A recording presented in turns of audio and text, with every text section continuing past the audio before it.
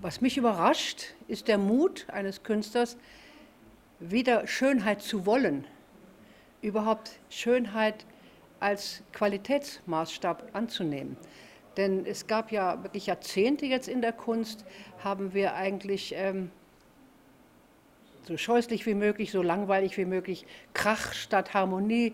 Es fängt ja im Grunde mit der Zwölftonmusik an, dass du die Harmonie verlässt und fremde Töne erlebst und statt Klängen Krach, dass du Krach auch als Musik wahrnehmen kannst. Und Stille, das sind ja alles Entwicklungen, die auch damit zu tun haben, zum Teil, dass wir in der Nachkriegszeit alles, was im Dritten Reich als entartete Kunst verfemt wurde, dann unterstützt haben. Und das kam dann zu Extremen, dass es eigentlich gar nicht mehr um Schönheit ging, weil wir auch diese Ideale, die alten Ideale, verlassen haben. Das Schöne, das Wahre, das Gute, was man vielleicht noch übrig behalten hat, war ein bisschen das Wahre.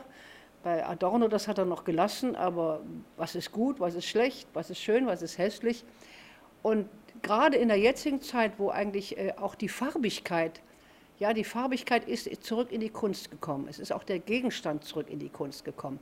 Aber diese irisierenden Farben, diese irisierende Schönheit dieser Farbbilder, das ist ein ganz mutiger Schritt und ich kenne keine Künstler, die diesen Schritt so konsequent verfolgt haben. Hier sind Visionskräfte, hier ist Transzendenz am Werke und zwar nicht wie die Hippie-Generation in Kalifornien, die ja auch durch LSD-Trips in unglaubliche Farbrausch gelangten, die interpretierten das so, dass es relativ, also ich habe kaum Hippie-Poster gesehen, die ich nicht kitschig finde.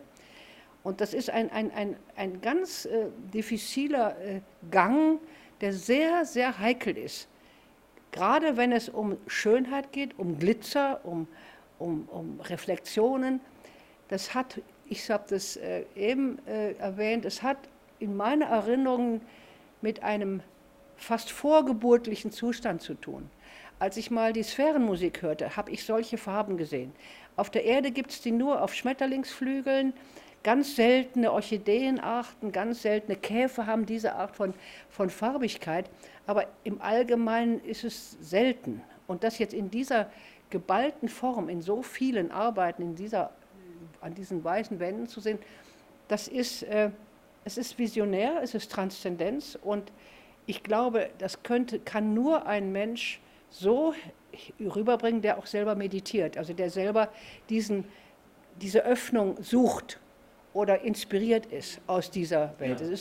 Es ist eigentlich ein Zukunftszustand, wo wir das Dämonische oder das Irdische oder unseren materiellen Körper eigentlich schon abgelegt haben. Es ist der Schmetterlingszustand, es ist nicht die Larve. Da scheint etwas Transzendentes in die Erde hinein. Das ist wie ein Hineinscheinen aus einem transzendenten Raum und verankert an diesen unglaublichen Farben. Und das finde ich sehr mutig heute.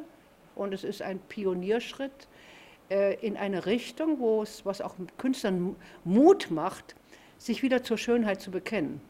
Schönheit ist ein Aspekt des Göttlichen.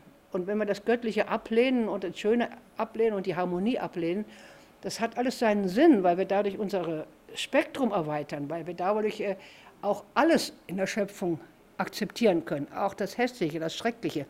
Und dann lösen sich auch Dinge wie Opfer und Täter auf. Es gibt nur Erfahrungen und Erfahrungen nehme ich hin und wenn ich sie hinnehme, kann ich Erkenntnis gewinnen und wenn ich diese Erkenntnis so weit verinnerlicht habe, dass ich auch im Traum nach dieser Erkenntnis handle, dann habe ich es geschafft.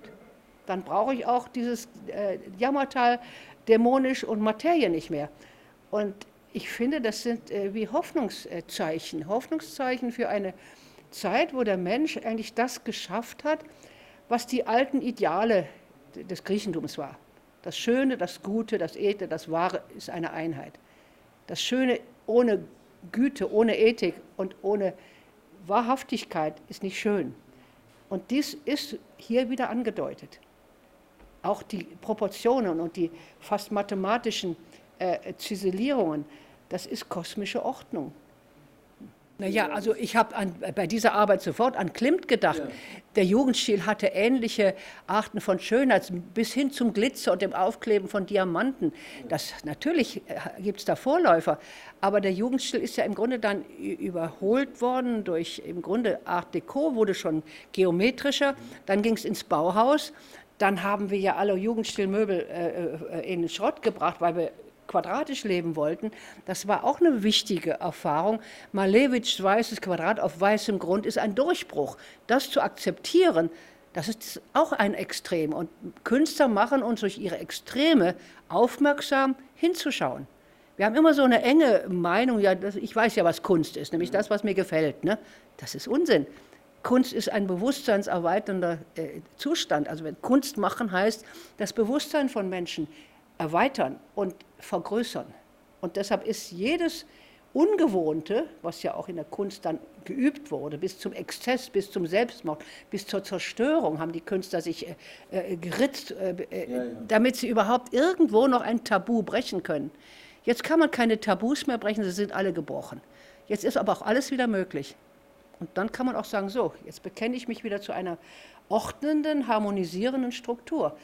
Und die ist heute umso wichtiger, denn, ich glaube, ich habe das schon mal gesagt, in einer verkrusteten, geordneten, bürgerlichen, engen Zeit muss der Künstler anarchisch sein. Der muss draufhauen, der muss kaputt machen, der muss exzessiv sein. Aber in einer chaotischen Zeit wie heute ist des Künstlers Aufgabe im Umgekehrte. Er muss wieder strukturieren, harmonisieren und ordnen. Und das ist immer eine Gegenbewegung. Die Gesellschaft mit ihrer Trägheit schwappt hin und her. Der Künstler ist ein Visionär, wird von der Zukunft inspiriert, wenn er überhaupt Künstler ist. Sonst, wenn er was Altes, Schönes abmalt, kann jeder. Ein schönes Bildchen malen kann heute jeder. Aber sich von der Zukunft inspirieren lassen, das heißt ein Künstler sein. Und das hat heute eine andere Aufgabe als in Zeiten der Bürgerlichkeit und des Genormten. Wir müssen heute die Gegenbewegung machen. Zu allem Chaos und allem Horror geht die Kunst wieder in ordnende Struktur harmonisieren. Und da ist das Pionierarbeit.